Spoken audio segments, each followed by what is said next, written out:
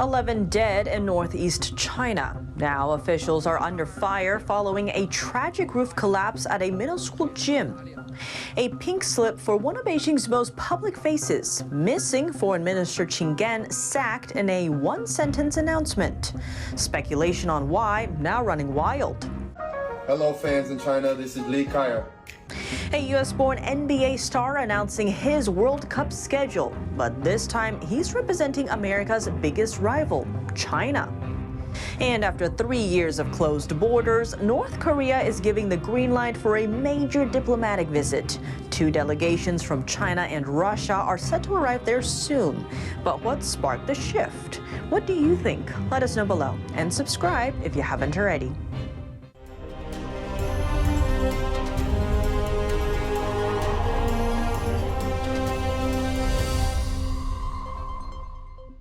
Welcome to China in Focus. I'm Tiffany Meyer. A tragic incident in northeast China. 11 are dead after the roof of a school gym collapsed, many of them teenage students. Outside the emergency room, the father of one of the victims said he wasn't allowed to identify his child. They tell me my daughter is gone, but I never got to see her. All the children had their faces covered with mud and blood when they were sent to the hospital. I pleaded, please let me identify the child. What if that wasn't my child? Now an hour has passed. They still won't let me identify the child. NTD spoke to a resident who lives 1 block from the scene. To protect her safety, we gave her a pseudonym, Li Ping. Li said her son saw the bodies from afar. He was standing pretty far away, but he could see the bodies were covered in mud. It's not just that the roof of the gym collapsed. For parents, their families have collapsed. Even if they end up getting millions in compensation, who would want that at the price of their child's life? Chinese media reports say the roof collapsed because builders loaded construction materials on top of it in violation of safety regulations. The materials then absorbed water from recent rainstorms and cracked the roof. Authorities arrested the head of the construction company. It's official. Chinese Foreign Minister Qin Gang has been ousted. That's after he disappeared from the public eye for a month. Beijing removed Qin Gang from office Tuesday, replacing him with his predecessor, Wang. State-controlled media reports didn't give a reason for Qing's dismissal. Qing made headlines after he recently disappeared from public view. After meeting with Russia's deputy foreign minister a month ago, China canceled his scheduled meeting with the European Union's foreign policy chief. Qing later missed meetings with U.S. Treasury Secretary Janet Yellen and climate envoy John Kerry. Qing's disappearance caught many by surprise. He was seen as a rising star within the Communist Party system and someone with Chinese leader Xi Jinping's trust. Qing's approach has also lined up with Beijing's wolf warrior diplomacy. Those who play with fire on Taiwan will eventually get themselves burned. Speculation has run rampant as to why he'd gone missing. Under China's opaque political system, officials haven't given a statement. At most, the foreign ministry said Qing couldn't attend a major summit due to what they called health reasons.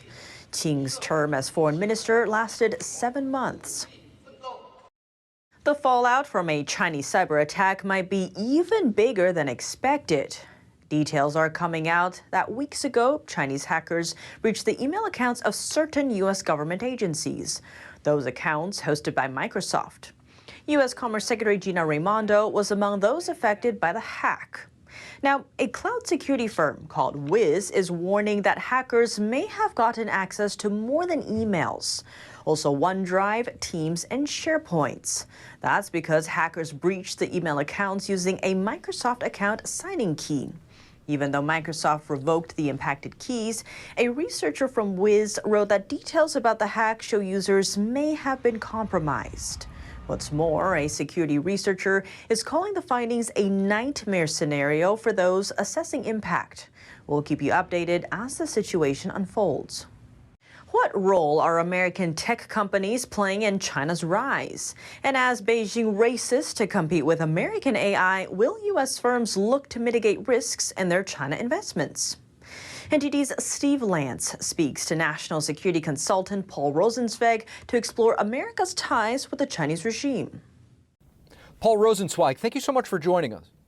Thanks for having me. Of course.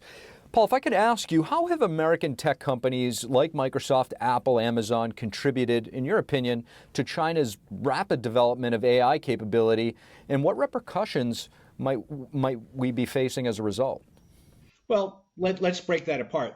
As to how they've helped, all of the companies you've named have had significant investments in China over the last 5-10 years. And to be frank, that makes a lot of economic sense from their point. Microsoft, for example, has an Asian research center that's been called the cradle of Chinese AI because they've done a lot of cooperative ventures and training there.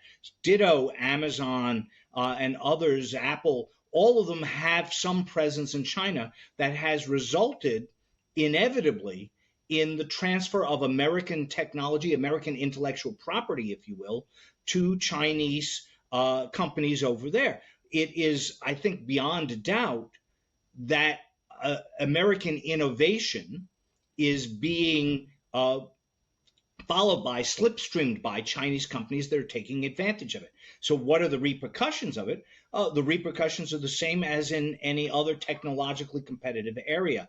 We're reducing our competitive advantage by assisting those who are economically opposed to us. That wouldn't be such a big deal if the competition were only economic. Paul, I mean, the U.S. government, we have the Select Committee on the CCP here. They're expressing deep concerns about the Chinese regime's AI programs, cyber threats from China, documented human rights abuses by the CCP. Yet despite these concerns, why do you think there are still, several American major corporations doubling down on their AI investments in China?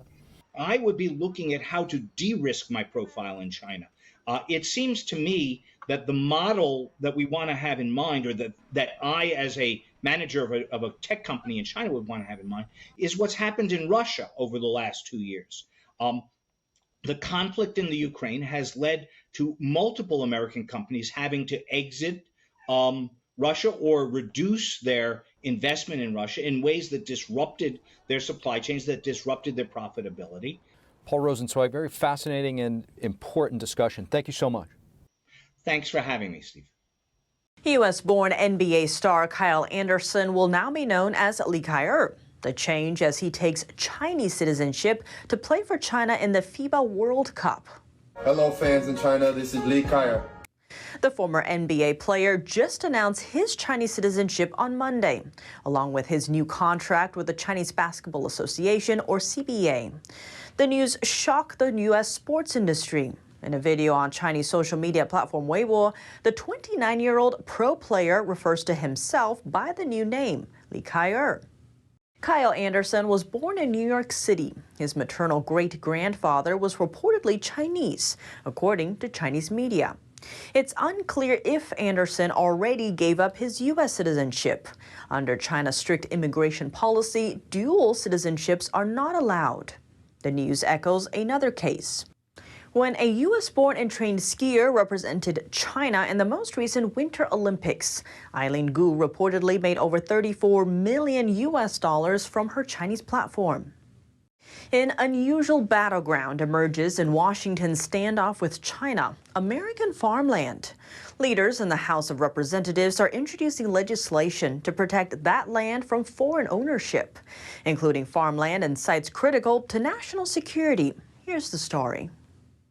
California Representative Mike Thompson and Wisconsin's Representative Mike Gallagher introduced legislation earlier this month to strengthen and expand protections around national security sites, critical infrastructure, and farmland. In a statement, Thompson said, "Protecting national security and food security go hand in hand in our region, which is why it is vital to know who owns land around national security sites." This comes as a mysterious company called the Flannery Group spent about $800 million to buy large areas of land near the Travis Air Force Base in Fairfield, California. According to corporate filings, Flannery Group is a branch of Flannery Associates based in Delaware. This branch is registered as a foreign company in California. It is currently unknown who owns the company or what the land will be used for. But this recently introduced legislation aims to avoid a repeat of a 2021 incident when a China-based company bought farmland in South Dakota near a military base. Gallagher, who is also chairman of the Select Committee on the Chinese Communist Party, also voiced his concerns about possible foreign adversaries owning U.S. land. He said, "The United States cannot allow foreign adversaries like the Chinese Communist Party and its proxies to acquire real estate near sensitive sites like military bases or telecom infrastructure, potentially exploiting our critical technology and endangering our service members." In May, Biden proposed tighter controls over foreign land purchases by adding 8 additional military installations to the list for national security review. A host of diplomatic trips, all to an isolated nation. Among them, a high-level Chinese delegation, plus envoys from Russia, all heading to North Korea this week, marking the first official visit of its kind since Pyongyang closed its borders during the pandemic. Zooming in on those visits, Beijing is sending a member of the country's highest decision-making body, while the Russian delegation will be led by its defense minister. The trips mark what's been called a congratulatory visit for the 70th anniversary of the end of the Korean War. Pyongyang claimed a victory during the conflict. The U.S. Department of Defense also published an article praising American military efforts to aid Seoul in ending the war and minimizing harm on the front line. Then U.S. President Harry Truman stated that, quote, if South Korea fell, the communists would attack other nations, resulting in World War III. The Chinese and Russian envoys will arrive in North Korea amid simmering tensions between the peninsula's north and south and its U.S. allies. Ahead of the upcoming trips, a Western coalition is making a joint call for action directed at Beijing. The Group of 7, the European Union, and 3 other countries now urging China to use its influence and stop North Korea from evading sanctions in Beijing-controlled waters. According to a letter sent to China's UN ambassador, multiple oil tankers have been using Chinese waters as a safe haven, enabling illegal oil trade with Pyongyang. North Korea has been under UN sanctions for its missiles and nuclear programs since 2006, including an annual imports cap of petroleum and crude oil. China asserted on Monday that it strictly implements UN sanctions on North Korea. At the same time, Beijing says it's also looking to resume high-level talks with Japan and South Korea after a 4-year-long halt. Another big story to look out for, a restaurant in China challenged patrons to gobble more than 100 dumplings for a free meal. But the eatery has found itself in the hot seat instead.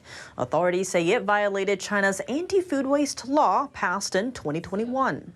Why does Beijing treat food security as a matter of national security? That report and more coming up tomorrow on China in Focus. That's all for today's China in Focus on YouTube. We're now sharing a shortened version of our program here after being demonetized for 2 years. Here's what to look out for in our second half. With Washington struggling to engage Beijing, former U.S. Chief Diplomat Henry Kissinger had a sit-down with Chinese leader Xi Jinping and its defense minister. The White House calling it unfortunate that a private citizen got more attention than some sitting U.S. officials. What should Washington make of Kissinger's surprise visit to Beijing? And in an unusual development, Chinese shopping platform Temu is taking fellow fashion giant Shein to court. What's behind the Chinese fast fashion feud? Plus, a First Amendment fight over a ban on TikTok. Is the restriction constitutional? We sat down with Colorado Representative Ken Buck for details. The full episode is available on our partner platform, Epoch TV. To sign up, click the link down below. Thanks for watching China in Focus. I'm Tiffany Meyer. See you tomorrow.